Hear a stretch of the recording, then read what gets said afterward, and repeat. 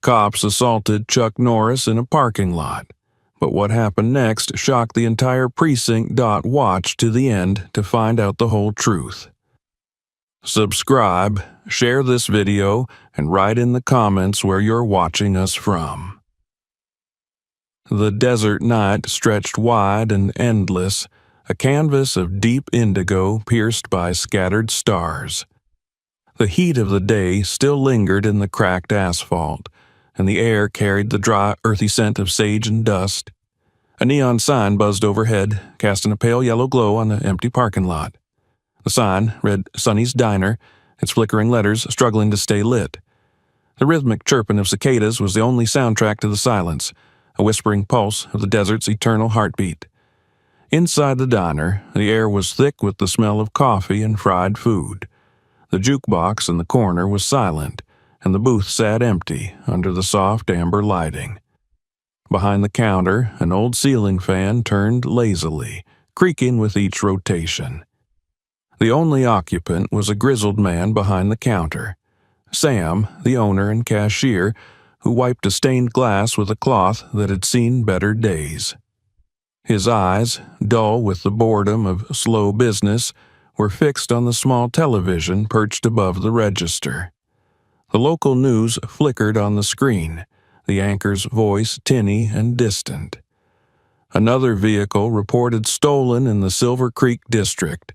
Authorities believe it may be linked to a string of car thefts along Highway 89.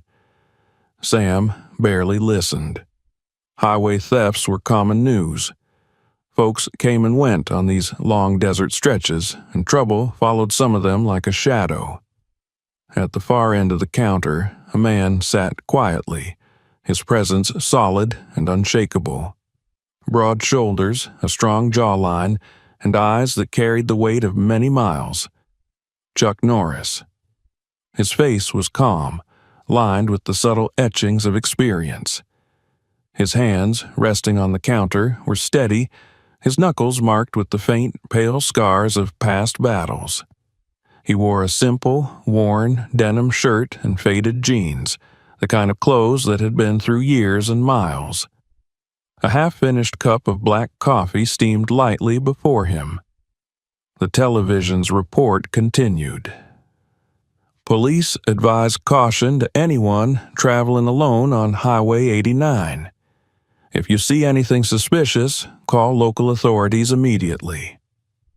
Chuck's eyes flicked to the screen for a brief moment, but his expression remained unreadable. He wasn't one to be spooked by warnings. Trouble had a way of finding him, no matter where he went.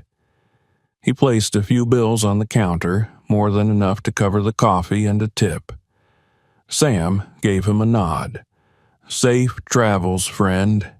Chuck replied with a slight lift of his chin and rose from his seat, his boots tapping softly against the tiled floor.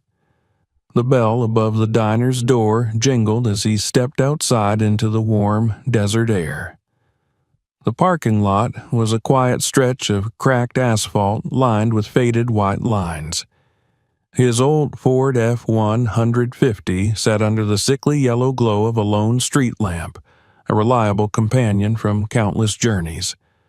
The truck, weathered but well-kept, bore the marks of long roads and hard work. The silence of the night felt different now, thicker. The cicadas had paused their song. The wind shifted, carrying the distant scent of oil and hot rubber. Chuck's sharp eyes, honed by years of experience, caught a detail out of place. A vehicle parked on the roadside just beyond the diner's lot. Its headlights were off, but the faint outline of the car's frame was visible under the sliver of moonlight. The car was still, but not abandoned. He felt the presence inside, someone watching, waiting. A faint glint, maybe the reflection of a windshield or a lens. Chuck didn't stop walking, didn't change his pace. His steps remained slow and steady, boots crunching on loose gravel as he approached his truck. But his senses, sharp and alert, cataloged everything.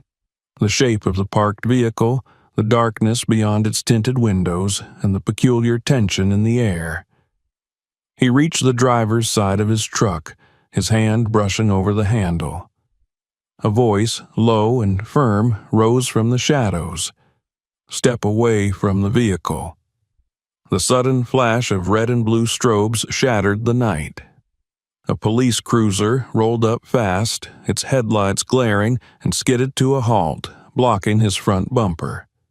The aggressive crackle of a speaker followed.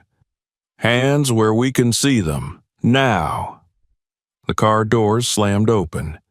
2 officers emerged. The first was tall, broad, and radiated authority with an edge of something meaner. His face was lined, his jaw tight, and his eyes cold and predatory. His hand rested on his sidearm, but it was a way he stood, too confrontational, too ready, that made Chuck's instincts flare. This was a man who didn't ask questions. He issued orders. The second officer was younger, leaner, his stance more uncertain. His hand hovered near his holster, but his eyes, shifting between his partner and Chuck, betrayed his nerves. The older officer's voice cut the air again, sharp and absolute. "Down on the ground. Hands behind your head. Now." Chuck remained still, his hands at his sides, palms open. His voice, when it came, was low and steady, the calm under a brewing storm. "I don't know what you think is happening here, but that's my truck." The younger officer's eyes flicked to the license plate and back, but the older officer didn't waver. His stance shifted forward, his thumb flicking the strap off his holster. "Last warning. On the ground." Chuck's muscles coiled beneath his calm exterior. He read everything, the tension in their grips, the impatience in their eyes, and the unmistakable scent of a setup. This wasn't a traffic stop, it was something else entirely. The night air, warm and dry a second ago, felt charged with a new kind of heat. A predator had stepped into the lion's path, and the lion never backed down. The air felt heavier, thickened by tension rather than heat. The pulsating blue and red strobes washed the cracked asphalt of the parking lot in cold, shifting hues. The low murmur of the police cruiser's engine was the only sound, a mechanical growl underscoring the silence between predator and prey. But who was who in this standoff was far from clear. The older officer, the one with the predatory stance and ice-hard eyes, stepped forward. His polished boots hit the asphalt with a solid, deliberate cadence. His name tag read Travis. His jaw was tight, and his lips pressed into a thin, unforgiving line. He moved like a man who wasn't just enforcing authority, he was claiming it. Behind him, the younger officer followed, his movements stiffer, his nerves more apparent. His uniform was crisp, his hand hovering awkwardly near his holster, but his eyes flicked between Travis and the man they were facing down. His badge read Carver. There was hesitation in his gaze, uncertainty that had no place in the rigid choreography of a routine stop. Travis's voice was a whip crack against the desert night. "I said, hands behind your head, down on the ground, now." Chuck Norris didn't move. His hands remained open at his sides, non-threatening, but ready. His eyes locked onto Travis with the weight of a man who had seen many men like him before. Travis was a brawler in a badge, one who expected the world to flinch first. Chuck didn't flinch. His voice, low and steady, cut through the charged air. "That's my truck. I have my registration and ID inside. Let's not make this into something it isn't." Carver shifted slightly, his gaze darting to the truck's plate and back to his partner, a flicker of doubt crossing his face. But Travis didn't care. His eyes, cold and flat, didn't even acknowledge the words. "You're matching the description of a vehicle stolen tonight. Same make, same model." His voice was sharp, but his body language was sharper, coiled, aggressive. "So you either do as you're told, or we make you." Chuck's jaw tightened slightly. His instincts, honed from a lifetime of danger, were screaming. The way Travis stood, the way he pushed, this wasn't procedure. It was provocation. "Check the plates," Chuck said evenly, his eyes never leaving Travis. "It's registered to me. You'll see." But Travis wasn't here to check. He was here to escalate. The flash of movement came without warning. The night cracked with the sudden, blunt whistle of air. Travis lunged, his arm a whip, the steel baton a blur. The strike was fast, aimed high for the shoulder, a disabling blow meant to drop a man without breaking him. But Travis was fast in the way a hammer falls. Chuck was faster, like the lightning before the thunder. The baton sliced through empty air where Chuck's shoulder had been, and the miss was met with a solid metallic clang as it glanced off the hood of the truck. The impact rang out into the night, sharp and cold. In that split second, Chuck's left hand shot up, iron-hard fingers closing around Travis's wrist. The sudden vice grip halted the baton mid-motion. Bones shifted beneath Chuck's pressure, and Travis's face twisted with a flash of surprise and pain. For the first time, his eyes met Chuck's, fully, truly, and he realized that he hadn't been staring down a bystander. He had been staring down a storm. A heartbeat later, Chuck pivoted. His body flowed with the effortless power of a tide turning. A sharp twist of Travis's wrist, and the baton was gone, spun out of his grip and clattering to the asphalt. Travis grunted, stumbling forward from his own momentum, his free arm swinging, but Chuck shifted again, and Travis's arm folded into an expert joint lock. The officer's knee hit the asphalt with a thump, and a pained snarl escaped his lips. "Let him go!" came a shout. The air split with the sudden metallic crack of a taser being fired. Chuck moved before the lightning struck. His body shifted, swift and sharp. The barbed prongs sliced past his chest, missing by inches, and hit the steel door of the truck with a small crackling burst of electricity. Sparks briefly flashed in the night air. Carver stood a few paces away, his taser trembling slightly in his hands.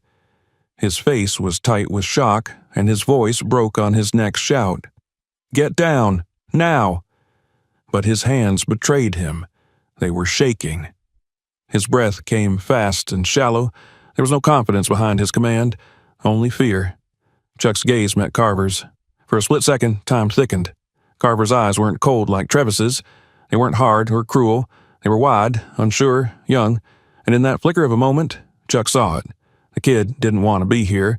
He didn't belong here. Not in this, not like this.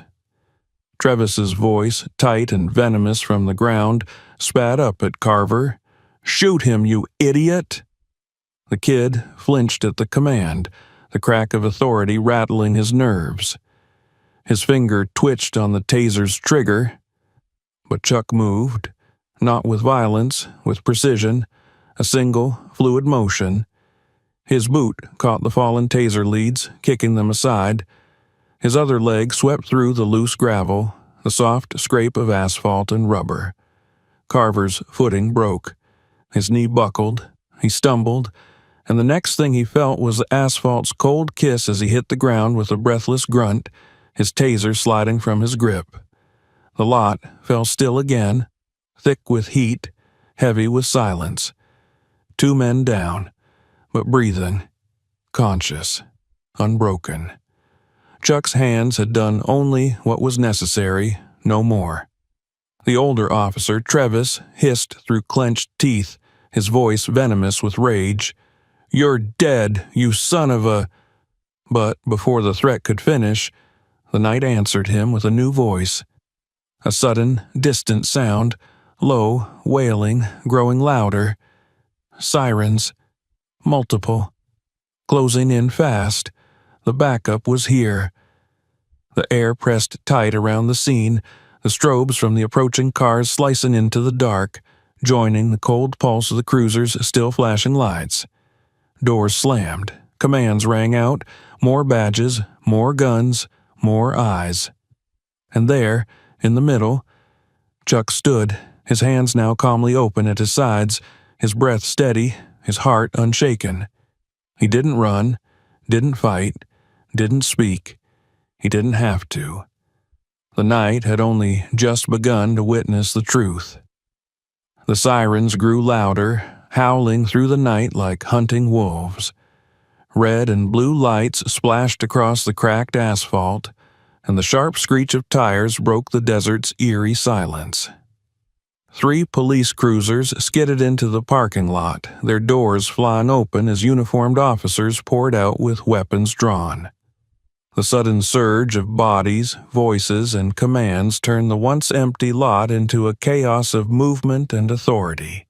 Freeze! Hands up! The order sliced through the heated air, but Chuck Norris was already still, his hands relaxed and open, his stance calm but ready. His eyes didn't flicker to the barrels pointed at him. They stayed on the 2 officers at his feet. Travis, seething with humiliation and pain, and Carver, whose breathing came shallow and quick, his face pale as moonlight. The commanding officer of the new arrivals stepped forward, his presence cutting through the confusion with the weight of authority earned rather than demanded. His badge read Briggs, and his eyes, hard and sharp, swept over the scene, the scattered baton, the fallen taser, the dented truck, and his 2 officers on the ground. His voice carried no rage, only cold, surgical precision. "Travis, Carver, what the hell is going on here?" Travis, his face twisted in fury, struggled to his feet, his voice a rasp and snarl. "This son of a bitch attacked us. We were taking him down for a stolen vehicle." "That's a lie." The interruption came, firm and unshaken, from Carver. His voice was raw, his chest heaving, but the words pushed past his lips with the force of a dam break-in. Travis attacked him first. No warning, no reason. A vein pulsed in Travis's temple, his fists clenching. "You little—" Briggs's eyes, cold and dissecting, pinned Travis like a scalpel on flesh. "Is that true?" The radio on one of the patrol cars crackled, breaking the tension with its mechanical voice. "Dispatch to all units. Be advised, suspect in the vehicle theft has been apprehended on Route 92. Description confirmed. Vehicle, black F150. Plate number matches reported stolen. Repeat, suspect in custody. Over." A silence fell, thick and smothering. The truth landed hard, scattering the tension like shattered glass. The stolen vehicle, the entire reason for this confrontation, was miles away in someone else's hands. And Chuck's truck, the one they had tried to seize, stood exactly where it belonged. Briggs's face hardened into granite. His voice, low and cold, cut through the electric air. "Travis, explain yourself." But Travis didn't explain. His lips pressed into a thin line, his eyes burning with a mixture of rage and something darker. Desperation. His gaze flicked to Chuck, and something shifted behind those cold eyes. A decision. Then he moved. The flash of metal was swift, a sudden, reckless draw. Travis's hand ripped his sidearm free, the barrel swinging up, eyes blazing with the venom of a man who refused to lose. But the instant stretched, and in that heartbeat before the trigger could break, Chuck moved. It was not a lunge, not an attack. It was something far simpler. Inevitability. His arm flashed, swift and final, his palm striking Travis's wrist with the precision of a hammer hitting a nail. The gun fired, a single shot splitting the night silence with a deafening crack. But the bullet bit only air, finding no target but the sky. The weapon spun from Travis's grasp, landing with a clatter on the asphalt. Travis's rage erupted in a roar, his body surging forward in a blind, furious swing. But blind fury meets only one end: emptiness. Chuck sidestepped, his movements fluid, and the older officer's punch met nothing but the hollow night. With a sharp pivot, Chuck's arm locked under Travis's and turned his own momentum against him. The asphalt met Travis's body with a punishing impact, the air leaving his lungs in a single, harsh gasp. The silence that followed was absolute. Travis lay still, his chest heaving, his eyes burning up at the sky that had denied him victory. His body, built from power and pride, was now bound by the cold shackles of the earth beneath him. And then came the snap, the unmistakable click of handcuffs. Briggs stood over his fallen officer, his face carved from stone. His voice, low and lethal, carried no satisfaction, only judgment. "Travis, you're under arrest. Assault with a deadly weapon, reckless endangerment, abuse of power." His eyes, hard and unforgiving, met Travis's with a cold finality. "You're done." Travis's lips curled back in a snarl, his voice a venomous whisper. "You don't know what you're doing." But Briggs did not respond. The weight of the law, for once, was silent but absolute. As Travis was hauled to his feet, Carver stood frozen, his hands trembling, his face a portrait of conflict, shame, fear, and the bitter taste of disillusionment. His voice, when it came, was thin and cracked. His throat closed and he tried again. "I didn't stop him. I didn't." Briggs turned to him, his eyes hard, but not without a flicker of something else. Recognition. "You made the right choice tonight." His voice, gruff and final, offered no comfort but the truth, the only one that matters. The night, once a battleground, felt suddenly hollow, like the air after a storm when the wind has died, and all that's left are the broken branches.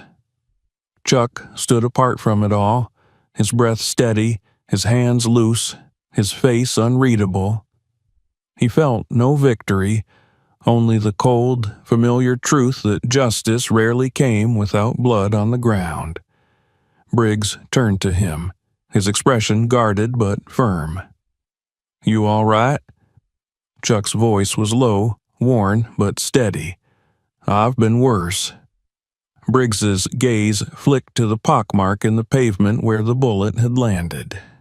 Could have been worse. There was no apology in the air, only the stark, uncomfortable weight of what had nearly been. The red and blue lights pulsed on the asphalt, but the heat had passed.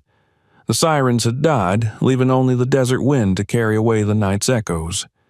And in that space, where violence had tried and failed to own the night, something else stood. Not peace, not triumph, but truth. A truth that no uniform, no badge, and no bullet could deny. The distant echoes of chaos began to fade, replaced by the low murmur of engines idling and the metallic chatter of police radios. The red and blue strobes, once violent and urgent, now seemed to pulse with an exhausted rhythm, casting fleeting shadows across the cracked asphalt. The air, still thick with the acrid scent of gunpowder and hot metal, felt heavy, waiting. Captain Walter Briggs stood with his boots planted firmly, his eyes cold and dissecting as he surveyed the scene. Years on, the force had sharpened his instincts, and everything about this felt wrong. His gaze swept across the aftermath, the dented truck, the fallen baton, the discarded taser, and his officers, one in cuffs, the other standing as if the ground beneath him were suddenly unstable. And then there was the stranger, the man who stood still and silent, his stance steady, his expression unreadable. No handcuffs, no bruises, no fear, but a presence, heavy as stone and twice as immovable.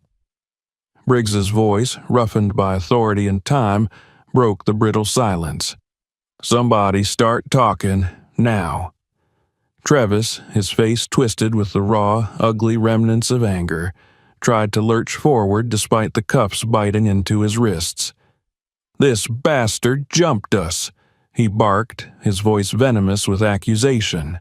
"We caught him driving a stolen vehicle. He resisted, assaulted officers. That's a goddamn lie." The words came, steady and sharp, cutting through Travis's like a blade.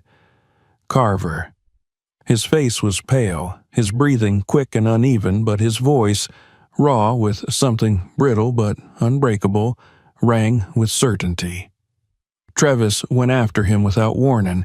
There was no probable cause. He attacked him first.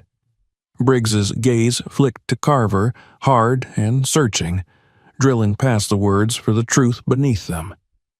"You're telling me Travis initiated force?" Carver's throat bobbed with the weight of what he was about to say. "Yes, sir. He did." His voice cracked but didn't break. "And then he pulled his weapon, fired a shot." The air, thick with heat and tension, seemed to pause, stilled by the gravity of those words. Briggs's eyes, cold and merciless, swung back to Travis. "That true?" Travis's lips pulled back into something between a snarl and a sneer, his eyes burning with a venom that could only be born from the knowledge that he was losing. "The punk's covering his ass. This guy," he jerked his head at Chuck, "isn't innocent. You think he's some saint? He jumped us. Took me down like a goddamn soldier. What does that tell you?" Briggs's jaw set hard. "Tells me you couldn't handle him." His voice, low and cutting, stripped the last veneer of control from Travis's face, leaving only the naked, snarling mask of pride and hatred. Then the police radio on Briggs's shoulder crackled. "Dispatch to all units. Be advised, suspect in the vehicle theft has been apprehended on Route 92. Description confirmed. Vehicle, black F-150. Plate number matches reported stolen. Repeat, suspect in custody. Over." The words landed like a hammer, scattering every excuse and falsehood into dust. For a moment, nothing moved. The lie, the justification Travis had clung to so tightly, died in the air between them. Briggs's eyes narrowed to slits, his voice lowering into something cold and final. "So," he said, his tone deadly with the calm of a noose tightening, "we've got the real car thief in custody, which means you—" His gaze locked on Travis, sharp and unforgiving. "Just assaulted an innocent man. Without cause, without warning." Travis's nostrils flared, his breath hissing through his teeth. Briggs's voice snapped, sharp as a gunshot. "Save it." The weight of command crushed the room into silence, and the only sound was the distant static of the police radios. Briggs's hand, slow but deliberate, reached for the mic clipped to his shoulder. "Dispatch, this is Captain Briggs. Officer Travis is being detained. Charges pending. I want IA on this scene immediately." The acknowledgement buzzed back through the radio. "Copy that, Captain." Travis's eyes blazed, his body rigid with barely contained fury. "You're making a mistake, Briggs," he spat. "You don't know what you're walking into."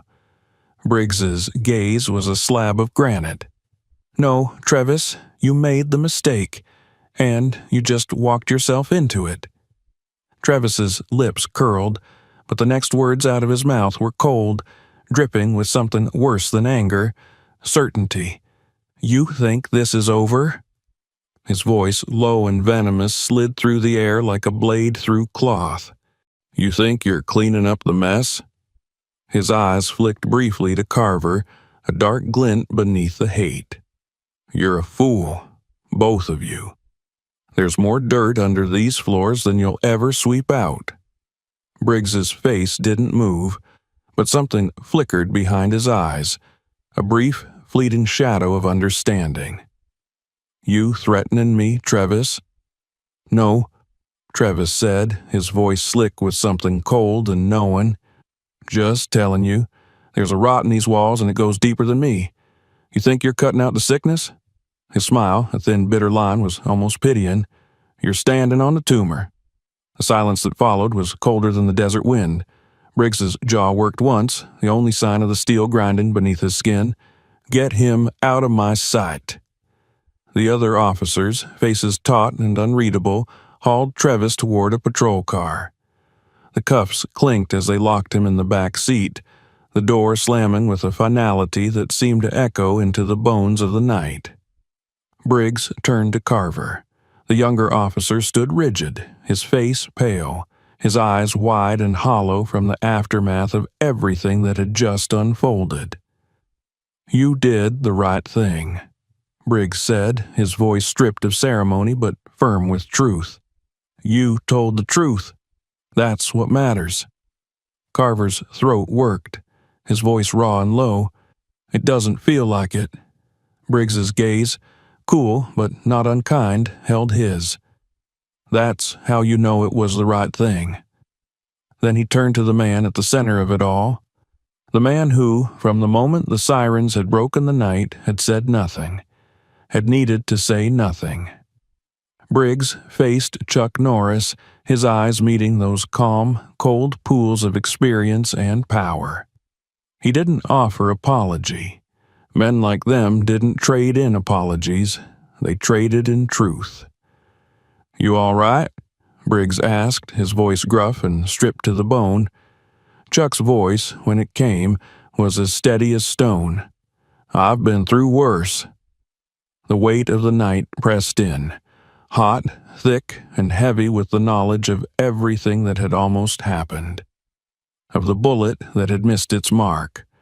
Of the rot that Travis had hinted at, festering beneath the skin of the uniform. Briggs's jaw tightened, and his voice dropped low, not for authority, but for truth. "I'm going to get to the bottom of this." His eyes, hard and cold, made it a promise. "And if there's more to find, I'll burn it out." Chuck's eyes, steady and unwavering, met his. "Then you'd better dig deep." The wind swept through the lot, hot and dry, carrying the taste of earth and endings. The sirens had gone silent, the lights still pulsing weakly against the ground, like the last heartbeat of a beast too stubborn to die. But something had shifted, something had broken, and something, somewhere beneath all of it, beneath the asphalt, beneath the badges, beneath the blood, had started to come loose. The night wasn't over, not by a long shot. The heat of the night seemed to linger longer than it should, cling to the air as though the desert itself was holding its breath. The flashing lights from the patrol cars had begun to fade as officers moved methodically, collecting evidence and documenting the aftermath. Yet the air felt wrong, tainted with something unseen but unmistakably present. Walter Briggs stood with his arms crossed, his eyes narrowed beneath the brim of his patrol cap. The raw scent of hot asphalt and gunpowder still lingered, but the real stench was less tangible. It lay beneath everything: the procedures, the uniforms, the badges. Travis's parting words gnawed at him, their venom laced with something far worse than bravado: truth. He turned his gaze toward Carver, who stood a few feet away, his back stiff, his face pale and drawn. The younger officer looked like a man who had stared into a pit and realized it was deeper than he ever imagined. His hands were clenched, his eyes distant, as if he was trying to hold something down, something that had been clawing its way to the surface for far too long. Briggs's voice broke the silence, low and deliberate. "Carver, walk with me." Carver hesitated, his jaw tightening, but then he fell into step beside the captain. They moved away from the patrol cars, their boots crunching over loose gravel as the heat of the pavement bled through their soles. Briggs spoke first, his voice steady but edged with a question that demanded more than a simple answer. Travis said there was more, that this goes deeper. You believe him? Carver's throat worked, and for a moment he said nothing. His eyes fixed on the distant horizon, where the darkness met the earth in an unbroken line. When he finally spoke, his voice was tight and raw. I don't just believe him, Captain. I know he's right.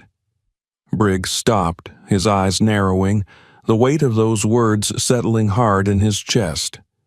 Then you'd better start explaining. Carver's lips pressed together, his shoulders rising and falling as though he were carrying something too heavy to bear. And then, slowly, he let it out. It's not just Travis, he said, his voice low and brittle. It's everything. The system, the precinct. It's been rotting for years. His jaw clenched. Travis wasn't alone. He was just one piece. There are others. Higher up, deeper in. Briggs's eyes sharpened, his voice cold with the edge of anger restrained. Names. Carver's gaze flicked to the side, tension pulling at the corners of his mouth. You know some of them already. You've seen it. Suspended reports, missing evidence, witnesses who stopped cooperating. It's not coincidence. It's cleanup. His voice dropped tight and bitter. And Travis, he was the cleanup crew. The desert air pressed around them, thick and dry, but suddenly cold with the weight of what had been spoken. Briggs's voice was low, the words hard and cutting. And you knew? Carver's face twisted, his voice cracking. He stopped, his fist trembling. I saw things, heard things. I wanted to believe it wasn't what it looked like, that it was procedural, miscommunication, but it wasn't. I stayed quiet because His voice broke for real then, a raw, splintered thing. Because I was scared. His eyes, wide and filled with something close to self-loathing, met Briggs's. You don't get to be a good cop around here unless you know when to look away. Briggs's jaw was a slab of granite, his teeth grinding behind it. The rage that swelled in his chest was an old, familiar thing, the kind that comes when you realize the fight you thought you were winning was a battle in a war you never saw coming. "Who else is dirty?" he asked, his voice a blade sheathed in ice. Carver's lips thinned. "You want the list, Captain? You'll need more than handcuffs. You'll need a damn platoon." A sharp crackle from Briggs's radio shattered the moment. The dispatcher's voice, thin and urgent, broke through. "Captain Briggs, urgent. We've got a situation. Officer Trevis's transport, Unit 4A, just went off route. GPS shows them deviating westbound, County Road 16. They're not responding to calls." Briggs's spine went rigid. His voice was a bark. "Who's in the car with him?" A pause, then Officer Daniels and Officer Ruiz. Briggs's blood went cold. Daniels and Ruiz, two officers he knew well. Too well.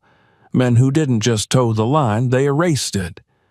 The captain's eyes snapped to Carver and he saw it there, the same grim understanding. "They're moving him," Carver said, his voice low and tense. "Off the grid. They're going to make him disappear." Briggs's face hardened into something carved from stone. "Not tonight, they're not." He turned on his heel, his voice a whip crack. "Norris, with me." Chuck had been standing a few yards away, silent as the night itself, his gaze steady and unreadable. He met Briggs's eyes with a nod, no questions asked. They moved. The night screamed past them in a blur of asphalt and shadows as Briggs's unmarked cruiser tore down the county road, the engine a low, guttural roar beneath their feet. The tires burned against the pavement, and the sirens, muted but urgent, cut a line through the dark. Dust and heat whipped past the windows, the desert stretching out in every direction, a barren witness to what was about to unfold. Briggs's knuckles were white on the wheel, his voice hard and clipped. County Road 16, dead zone, no cameras, no witnesses. They're taking him out there to finish this, no trial, no noise. His eyes flicked to the GPS where the rogue unit's dot blinked, unmoving now, stopped. Chuck's voice, low and steady, broke the tense silence. "You think they'll kill him?" Briggs's jaw flexed. "No, I know they will." A tension thick enough to snap filled the air. Then Chuck spoke, his voice cold and final. "Then we stop them." The headlights cut through the dark, and ahead, faint but growing, a pair of tail lights burned through the dust. The rogue unit parked at the edge of an abandoned gravel turnout. Briggs didn't slow. The cruiser hit the dirt shoulder with a bone-rattling skid, gravel exploding under the wheels. The headlights swept over 3 figures, 2 uniforms, 1 prisoner. Daniels and Ruiz, their faces snapping toward the sudden arrival. Between them, Travis, his arms still cuffed, his face bruised but very much alive.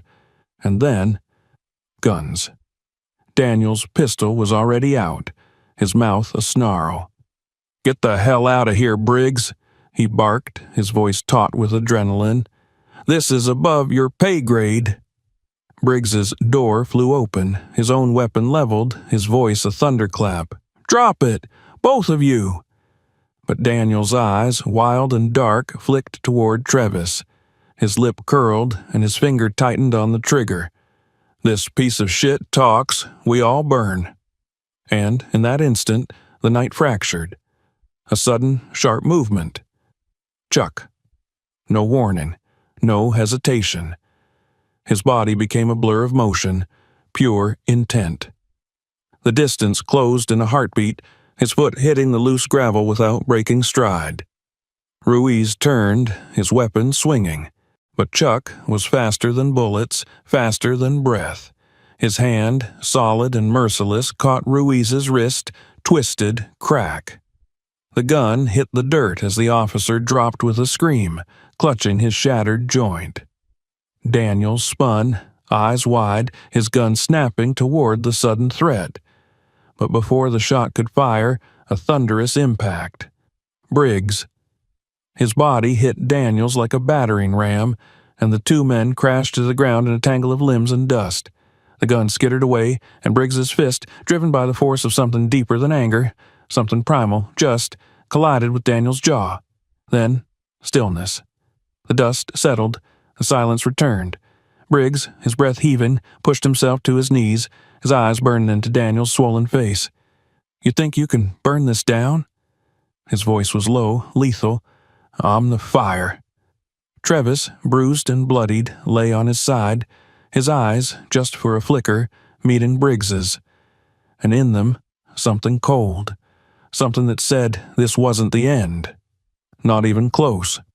The distant sound of sirens began to swell once more, growing closer.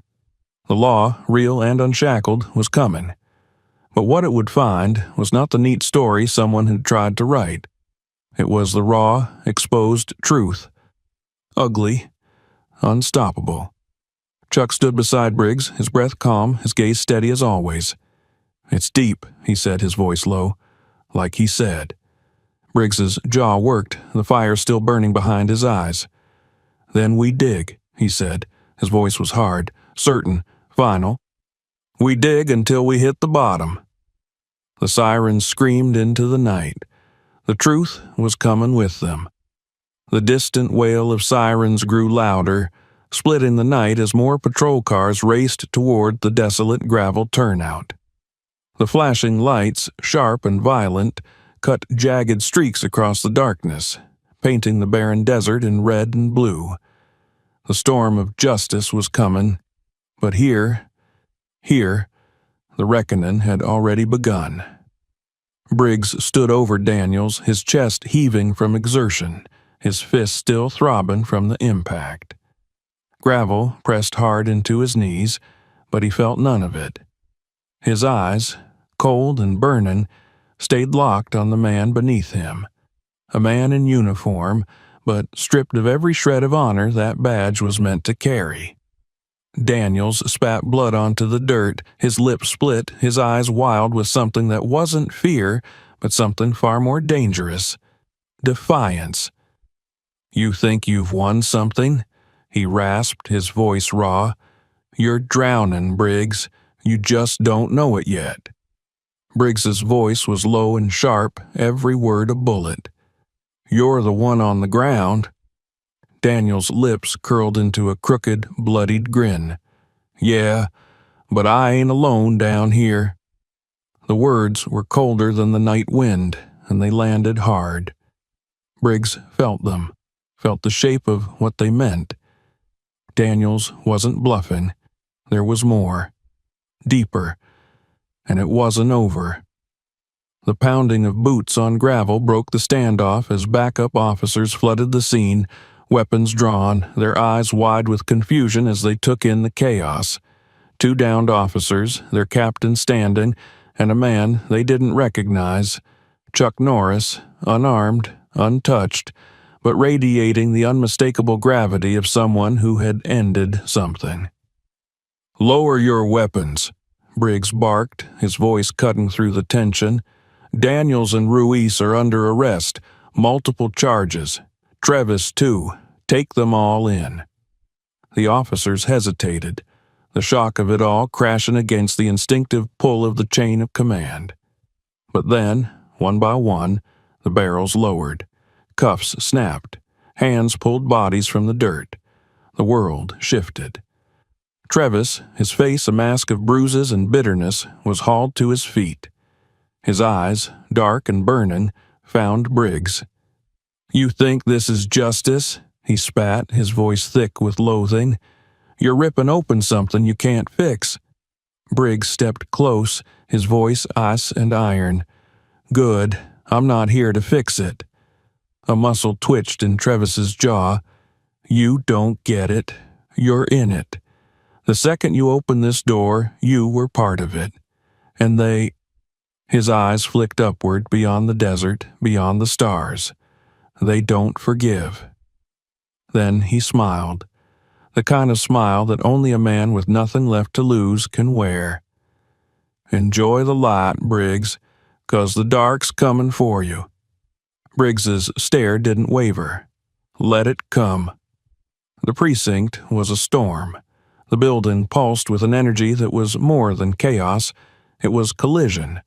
Officers moved in hurried bursts, their voices tense, their eyes sharp with the scent of something bleeding from the shadows. The arrests had landed like a bomb, and the shockwave was still rippling. Briggs's office door slammed behind him. He tossed his hat onto the desk, his hands braced against the wood as he breathed through the fire still burning in his chest. Chuck stood near the window, his gaze steady on the glass, watching the blue and red lights refracted in the night beyond. "You just put a torch to your house," Chuck said, his voice low but certain, "and someone's gonna come running to put you out." Briggs's jaw worked. Then they'd better run fast. A knock, sharp, urgent. The door opened without waiting. Carver stepped in, his face tight, his eyes bright with something raw and urgent. In his hand, a folder, thick, worn, the pages inside stained with the weight of knowing.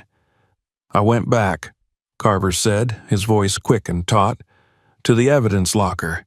Pulled the records. Look at this." Briggs flipped the folder open, his eyes slicing through the lines. Dates, reports, witness statements that had vanished from cases that had gone cold. But more than that, names, officers, detectives, higher than Trevis, higher than Daniels. An entire network hidden in plain sight under layers of red tape and procedural shadows. His voice, when it came, was low and dangerous. They buried it.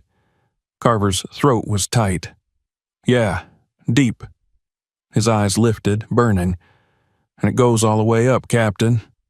He hesitated, then added, "I found something else." He pulled a single sheet from the folder, one that was different. Not a report, a memo, and it had Briggs's name on it. Briggs's eyes froze on the page. A report flagged under his authority, a transfer order of evidence that had disappeared, signed by him. His pulse was a hammer in his chest. "This is fake." Carver's voice was hollow. "It's in the system. Official. Stamped and logged." Briggs felt the walls close, felt the cold edge of the trap. "They're framing me." Chuck's voice, low and firm, broke through the heat. "No, they're isolating you." His eyes were hard, knowing. "They're making you the cancer so they can cut you out." The room was thick with something primal, a cornered silence, a coiling of something about to strike. Then, boom. The sound shattered the moment. A distant blast. The windows rattled. The lights flickered. Carver's face went white. "That came from—" Briggs's radio crackled, and the dispatcher's voice, tight with shock, screamed through, "Explosion! Parking level! Multiple units down! Fire spreading!"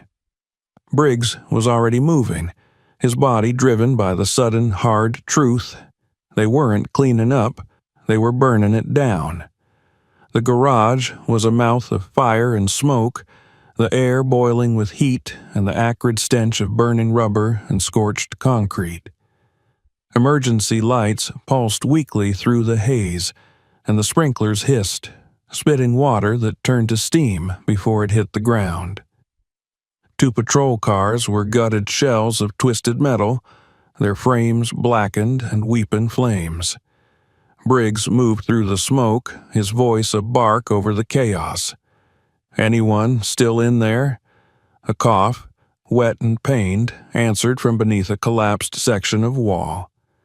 Carver was there in an instant, his hands tearing at the debris. An officer, Martinez, barely conscious, his leg pinned under concrete. His lips moved, the words weak but urgent. "They locked the doors, blocked every exit. There's—" His voice broke into a coughing fit. "More charges, set." Briggs's spine went cold. He spun to the smoke-cloaked far end of the garage where the main support column stood, shrouded in flickering shadows. Chuck was already moving. Through the smoke, through the heat, his eyes locked on the faint, blinking red of a timer. The device was crude, hastily planted, but lethal. It clung to the main column like a parasite, its pulse a countdown to collapse. Briggs's voice rang, hard and sharp. "Can you disarm it?" Chuck's eyes narrowed, his voice steady but hard. "Not in time." The timer read 0:11. The next breath came through Briggs's teeth, his voice cold and final. "Then we run." The garage heaved behind them as they hit the asphalt outside, the concussive roar of the blast swallowing the night in fire and thunder. The ground shook, windows shattered, and the entrance collapsed in a choking cloud of smoke and debris. For a moment, just a moment, the world held still in the ruin. Then came the screams, the sirens, the chaos, and Briggs, his voice hard and unbreakable over the storm, "Get those people clear, now!" But even as he moved, even as he fought through the aftermath, he felt it, the cold hand tightening around his throat. Because this wasn't the end. This was the opening shot. His radio, half buried in the dust, crackled to life, and a voice, unknown and smooth as oil, slid through the static. "Captain Briggs." The voice was warm, amused, deadly. "That was your warning shot." Briggs's pulse was a drumbeat. "Who is this?" The voice didn't pause. "You should have stayed in line, but since you didn't, well," a soft chuckle, cold as a blade, "let's see how you like what happens when the line moves through you." The signal died. Briggs's hand closed around the radio, his knuckles white, his breath hard, his eyes lifted to the burning wreckage, and then to Chuck, who stood at his side, calm and unmoved, the fire dancing in his reflection. Chuck's voice, low and certain, cut through the chaos. "You were right, Captain." His eyes, cold and clear, met Briggs's. "It's deep." Briggs's jaw set, his voice a growl of iron and fire. "Then we burn through." And in the heart of the flames, as the night pressed tighter around them, something harder than hate and older than fear rose between them. Resolve. The darkness had come, but it wasn't ready for what was about to step out of it. If you enjoyed this story, make sure to subscribe for more thrilling content.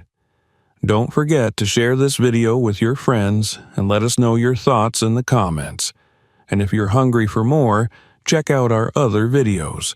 You won't want to miss what's next.